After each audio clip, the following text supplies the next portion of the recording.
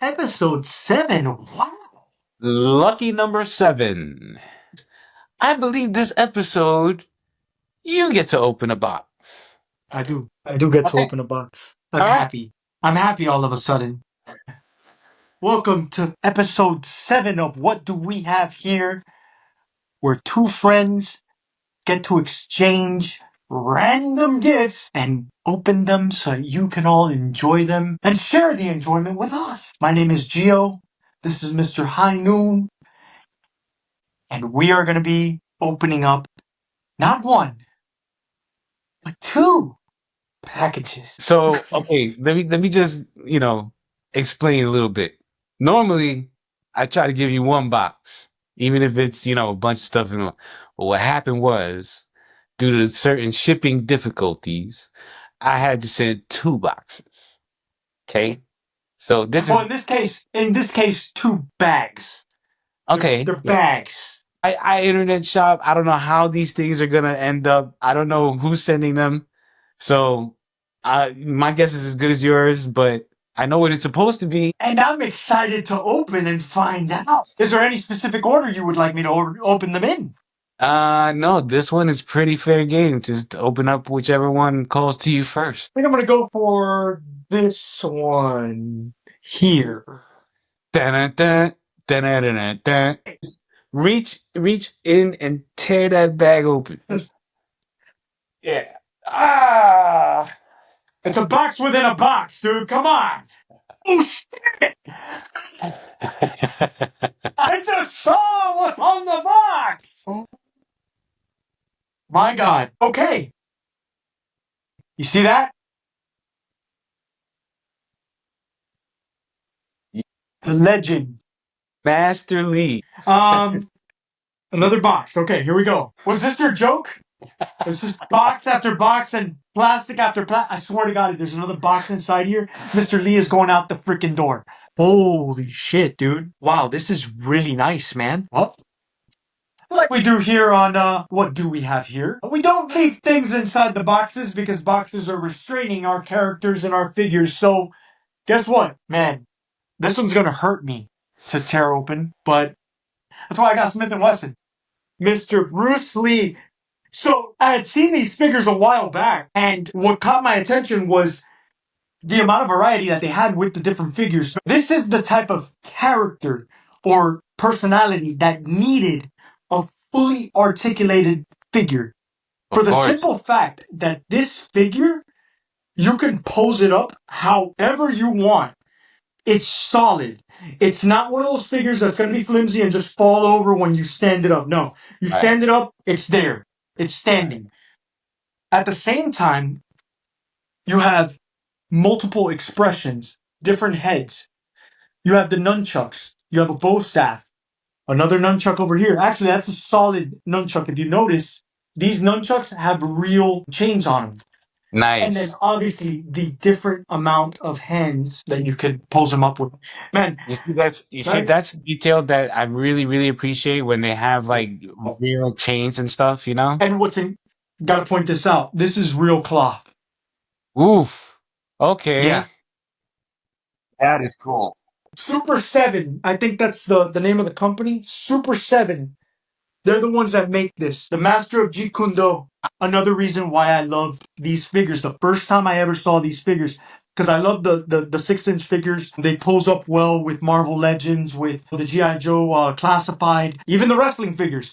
You have to realize that the reason why I got you this figure in particular is because back in the day, we used to watch Dragon, and you used to have me pissing on myself with this impersonation that you did of Jason Scott Lee acting as Bruce Lee in that movie. I saw that figure and I had to do this. You know, I'm gonna, man, is that there's so many different types of poses that I could do with this figure. You know, top heavy figures, they tend to fall out, fall over and whatnot, but you can always marvel at the figures that have the proper balance and you can balance them up. I mean, I'll give you an example. You know, like the Spider-Man figures. One incredible figure is the Beast figure from the Marvel Legends series. That figure, you can actually pose it up standing on one hand. It's incredible. This figure, I can tell you right now,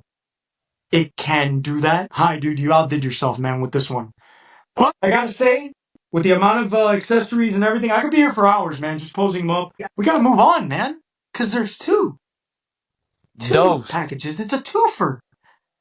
And although I want to keep talking about Mr. Lee and how great this figure looks, I'm very interested in finding out what's in the other box. So I've got another bag. And in great bag tradition, don't need the knife, just tear it open. So here we go. Yo. Yo. Okay. Okay. Tell them what it's about. First and foremost, guys, this is all about family. I will admit, this car in particular is an iconic movie car, but at the same time, it is probably one of the greatest tuners, in my opinion. It is a Nissan Skyline. I believe this is the R35 model, R34. I don't know. I'm not a car guy, guys. Shout out to Mr. Paul Walker. This was his car. I believe it came out in. This was Fast and the Furious 2, right in the very beginning, guys.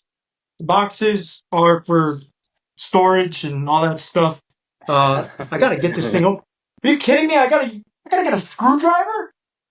I wasn't prepared for this. All right, guys, we're gonna have to pause for a second. Let's do some magic. We're back. I was actually able to take it out. There we go. Movie magic. Boom! Just like that, it's gone. I didn't even have to use a tool. Guys, this is an amazing collectible that has gotten me. For the simple fact that it means a lot. You know, Paul Walker, you know, R.I.P. Paul Walker.